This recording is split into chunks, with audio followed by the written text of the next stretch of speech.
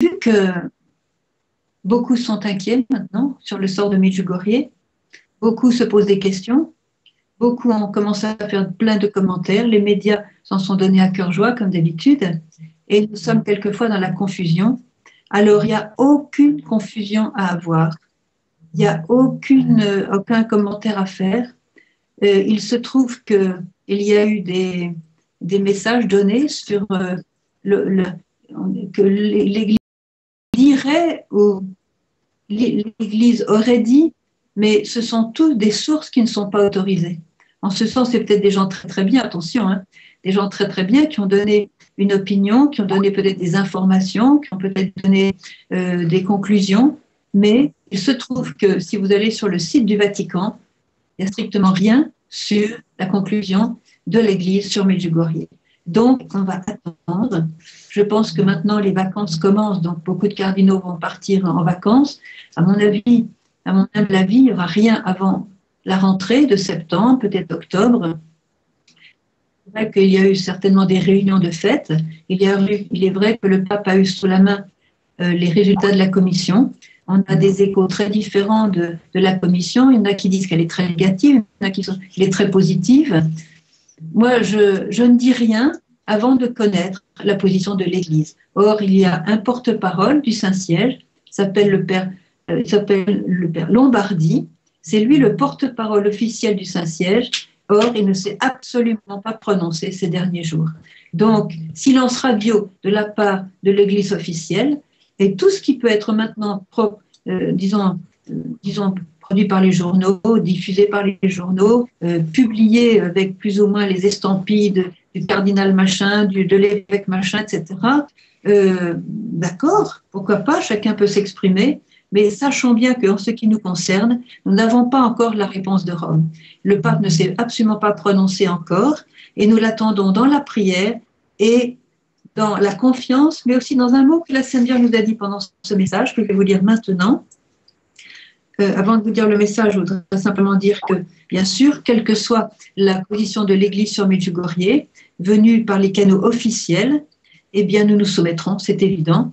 On ne dira plus « la Sainte Vierge a dit hein », mais comme on a pris sa spiritualité, qui est celle de l'Évangile, on continuera à proclamer l'Évangile et à évangéliser. Donc, il n'y a pas de crainte à avoir. Je pense que la Vierge Marie, son plan, ce n'est pas tellement qu'on s'attache à Medjugorje en soi, et qu'on s'attache à son Fils Jésus, à l'Évangile, à la parole de Dieu. Et voilà. Donc, je vais vous lire maintenant le message. Chers enfants, c'est le message donc, qui est venu hier, le 25 juin. Chers enfants, aujourd'hui encore, le Très-Haut me donne la grâce de pouvoir vous aimer et de vous appeler à la conversion. Que Dieu soit votre lendemain et non pas la guerre ni l'inquiétude. Ce n'est pas la tristesse, mais plutôt la joie et la paix qui doivent régner dans le cœur de chaque homme. Or, sans Dieu, vous ne trouverez jamais la paix. C'est pourquoi, petits enfants, revenez à Dieu et à la prière, afin que votre cœur chante avec joie. Je suis avec vous et je vous aime d'un amour incommensurable. Merci d'avoir répondu à mon appel. Alors, je trouve très fort que la Sainte Vierge, hier, qui est le jour où tous ces papiers sont sortis, qui, encore une fois, qui ne sont pas officiels, qui ont peut-être des informations justes, peut-être des informations fausses, et tant que Rome ne s'est pas prononcé, il y a un point d'interrogation. Et pendant ce point d'interrogation, on peut toujours espérer quelque chose de bon. Et voilà. Donc, il n'y a pas de crainte à avoir. Nous pouvons encore, en toute honnêteté, en toute obéissance à l'Église, on peut encore diffuser les messages, on peut encore venir à Medjugorje. De toute façon, le sanctuaire n'est pas fermé.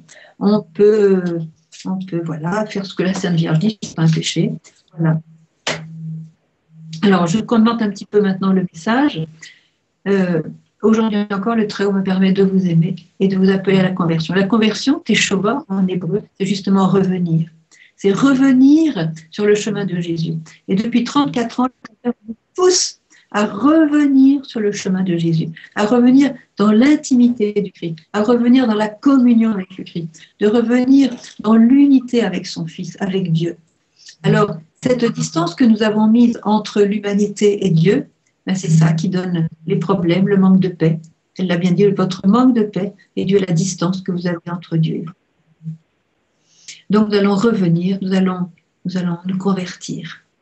Que Dieu soit votre lendemain. Alors, si jamais il y avait une parole négative de la part de la congrégation pour la doctrine de la foi, de la part du Saint-Père, de la part de quelqu'un qui a vraiment l'autorité, alors nous nous soumettrons. Et ce que la Vierge nous dit, c'est que c'est Dieu notre lendemain. Dieu notre lendemain. La Vierge n'a jamais dit votre lendemain, c'est Medjugorje. Medjugorje est un instrument dans les mains de Dieu. Donc notre vrai lendemain, comme elle a toujours répété, notre futur, c'est Dieu. Notre futur, c'est le ciel. Notre futur, c'est la sainteté. Le seul futur qui est le nôtre, solide, réel, impérissable, c'est la sainteté. C'est-à-dire d'avoir dans son cœur la plénitude de l'amour. C'est ça notre futur. C'est ça notre lendemain. Avec ou sans Medjugorje, on a pris les messages, on a essayé de capter vraiment la pensée de la Sainte Vierge, on a essayé de vivre ce qu'elle nous dit, elle nous met sur le chemin du Christ, on continue sur ce chemin, voilà, on est en paix, et elle a insisté. Ce n'est pas la tristesse, mais plutôt la joie et la paix qui doivent régner dans le cœur de chaque homme. J'ai l'impression que la Vierge n'est pas triste. Ce n'est pas la tristesse, elle n'a pas donné l'exemple de la tristesse, à se lamenter, alors qu'elle nous dit ce n'est pas la tristesse, mais plutôt la joie et la paix qui doivent régner dans le cœur de chaque homme. Or, sans Dieu, vous ne trouverez jamais la paix. Voilà. Il nous invite à revenir vers Dieu, car notre source, encore j'ai dit tout à l'heure, notre vraie source de paix, c'est Dieu. Notre vraie source de bonheur, c'est Dieu. Notre vraie source de joie, c'est Dieu. Et Dieu nous a donné la mère de Dieu, il a donné la Sainte Vierge pour que, avec une maman, nous puissions cheminer vers lui, comme lui-même a eu besoin d'une maman pour cheminer dans sa vie terrestre et pour aller vers le Père. Il a choisi cela. Alors nous allons continuer à honorer la Sainte Vierge, quelle que soit la réponse du Vatican, peut-être pour cet automne.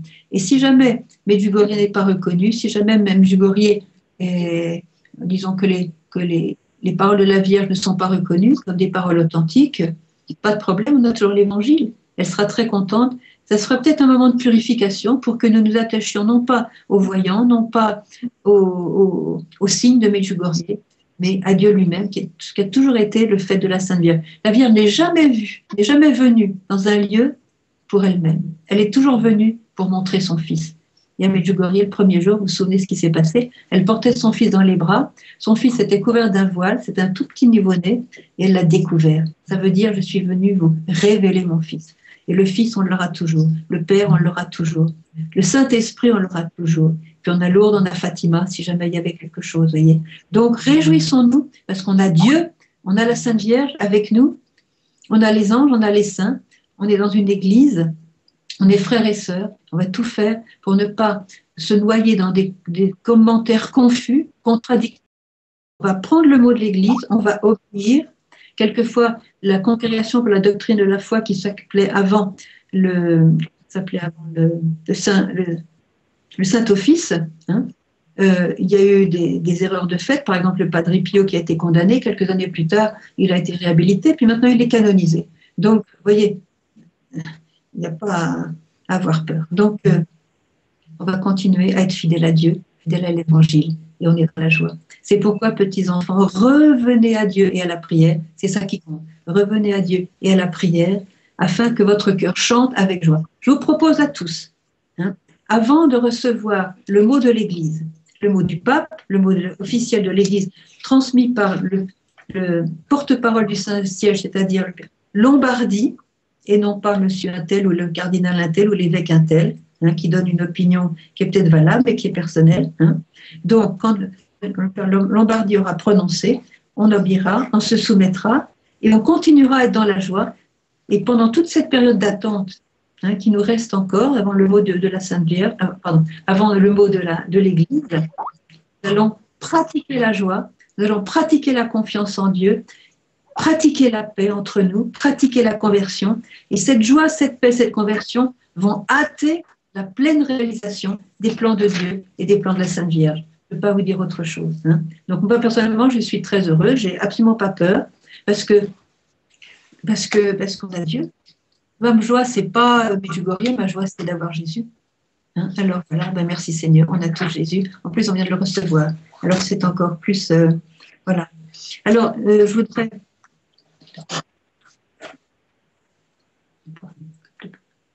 On se retrouvera le 3 septembre.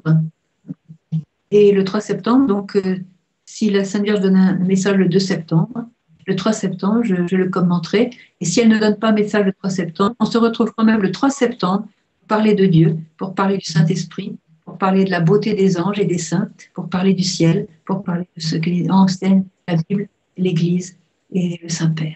Voilà. Je vous embrasse tous de tout mon cœur